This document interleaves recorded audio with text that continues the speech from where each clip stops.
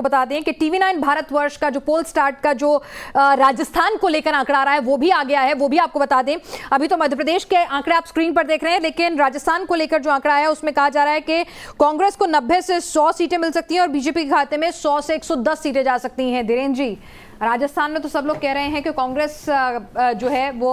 50 से 70 में आके सिमट जाएगी, लेकिन यहाँ पर टीवी9 भारतवर्ष और पोल स्टार्ट का जो एग्जिट पोल है वो कांटे की टक्कर दिखा रहा है। मुझे लगता है कि कांटे की टक्कर वहाँ इतिहास नहीं बताता है। जब भी वहाँ बीजेपी आती है और कांग्रेस सत्ता खोती है तो 50, 40, 60 के सीटों के अंतर पर आती है। अगर आप उसको 1980 से देखते रहे चुनाव में, आपको दिखेगा कि जब बीजेपी आती है तो वो थंपिंग मेजोरिटी के साथ आती है। कांग्रेस वहाँ लगभग तभी कुछ सीटों को जीत कर लगातार आती है। तो मुझे लगता है कि बीजेपी को लगभग 110 से 115 नवंबर के शुरुआती दिन में लग रहा था। जब मैं 100 देख रहा था तो उस समय लग रहा था 110, लेकिन अगर बीजेपी आती है और हम लोग इस आंकड़ों पर देखते हैं तो ये ईटीजी का एक और आ गया है जी, 56 से 72 बीजेपी, कांग्रेस को 108 से 128 और अदर्स के खाते में 13 से 21। कपिल, मैं इसमें वही जोड़ना चाहता था कि धीरेन्द्र जी जो कह रहे हैं कि पहले भी जब सरकार बदलती है तो बहुत थंपिंग मेजॉरिटी के साथ जो है बीजेपी आती है, ये बात सही है। लेकिन इस बार जो चुनाव की परिस्थितियां थी, आपने देखा होगा वसुंधरा राजे सिंधिया जो बीजेपी की एक बड़ी लीडर हैं राजस्थान में, और अब तक पिछले 2-3 चुनाव उन्हीं के नेतृत्व में लड़े गए हैं, और इस बार उनकी नाराजगी थी या उनको दरकिनार करने की जो बातें थी वो सामने थी, जो दिखाई भी दे रही थी। और दूसरी तरफ भले ही कांग्रेस में इंटरनल बहुत बड़ी लड़ाई थी, सचिन पायलट वर्सेस अशोक गहलोत जो हैं वो पूरे 5 साल वहां पर होता रहा, लेकिन आखिरी में आकर के कांग्रेस जो है वो एकजुट नजर आ रही थी।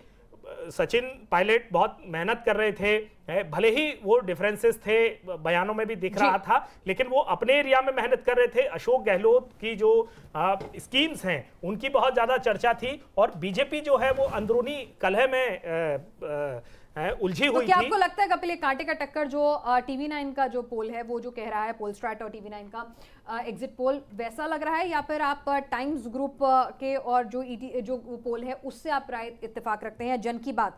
की बात भी यही कह रहा है, टाइम्स नाउ, ईटीजी भी यही कह रहा है, 100 से 122 बीजेपी, वहां 108 से 128 का आंकड़ा है, और कांग्रेस वही 60 से 70 के ब्रैकेट में। तो आप लोग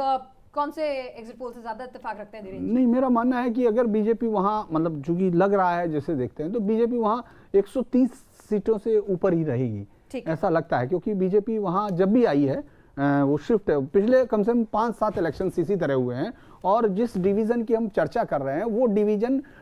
जब यहाँ तक कि खुद उन अलवर या इस तरह की बेल्ट है जो गुजर बेल्ट है, जहाँ सचिन पायलट बहुत ताकतवर लीडर थे, वहाँ जब भी वो गए तो आप वहाँ देखेंगे सभाओं में, बातचीत में ये भी हुआ कि हमको सबक सिखाना है कांग्रेस को। वो उनके कहने पे भी उनके वोटर्स नहीं मान रहे थे। इस तरह का जो मतलब ग्राउंड का क्लियरेंस था। और चूंकि अशोक गहलोत ने बहुत सारी योजनाएं भले ही चलाई थी, लेकिन Ashok Gehlot law and order position में बहुत ही ज्यादा डिफेंसिव थे, बहुत ज्यादा एक के बाद एक थे, और कम से कम जिस तरह के कार्ड में बीजेपी वहां, चूंकि वो बहुत ताकतवर पार्टी, बहुत लंबे समय से 2 पार्टी का मामला है, तो मुझे लगता है कि उस कार्ड को भी आप देखेंगे अशोक गहलोत उसका कहीं भी जवाब नहीं दे पा रहे थे। आप चाहे वो कोई भी हो, चाहे वो आपने देखा उदयपुर की घटना हो, जब उसका मर्डर हुआ, आज भी उन्होंने बयान दिया है कि अगर बीजेपी का धर्म का कार्ड चल गया तब